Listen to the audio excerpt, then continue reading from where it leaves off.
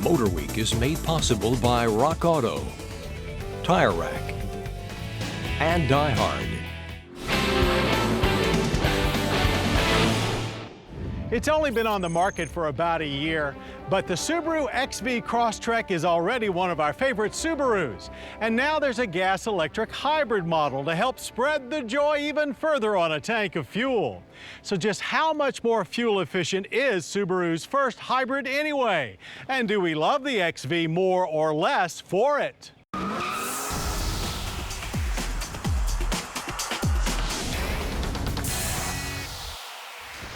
The 2014 Subaru XV Crosstrek Hybrid is the brand's first hybrid, and we think this rugged little compact CUV is a great choice for entry into the gasoline-electric mix, as a big part of the appeal of the Crosstrek is its just right size.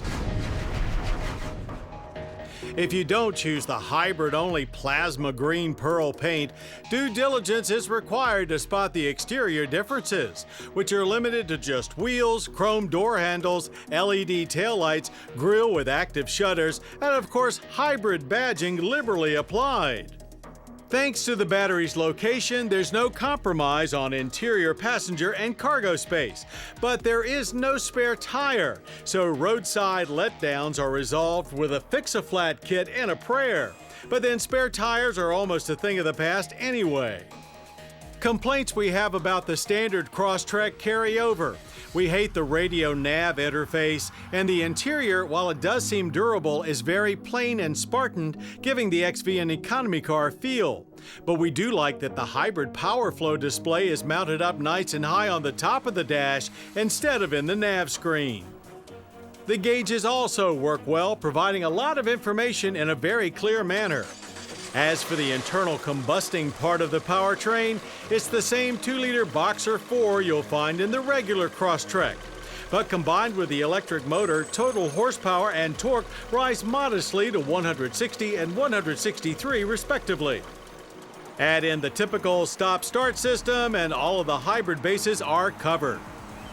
Now, you might not think you would really notice any differences in daily driving, as the slight power gains have potentially been offset by the additional 276-pound weight gain. But the hybrid has a very different feel, especially around town at slower speeds, where the engine seems much more responsive.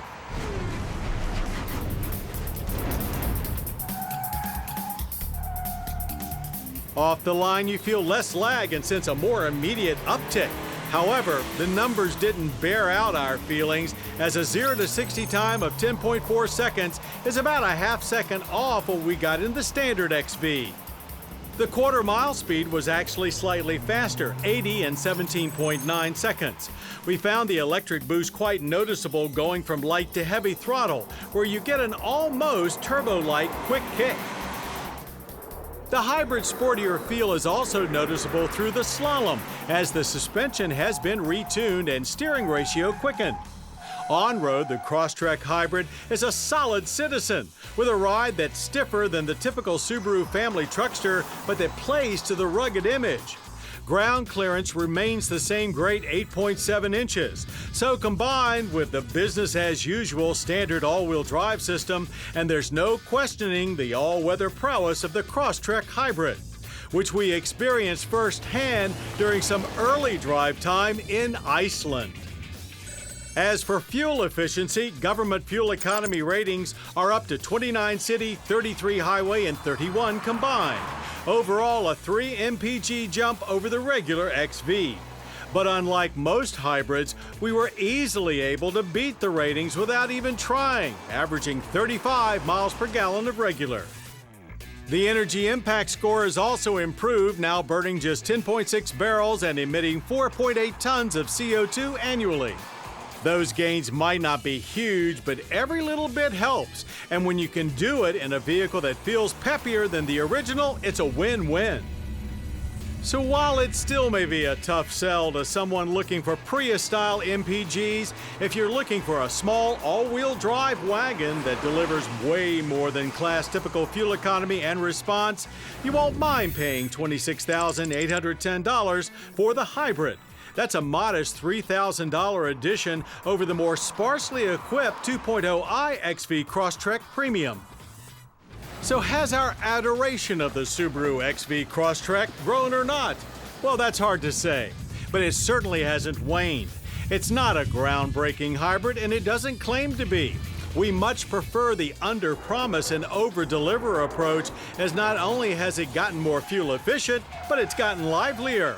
And there's always a market for a product that's both greener and greater.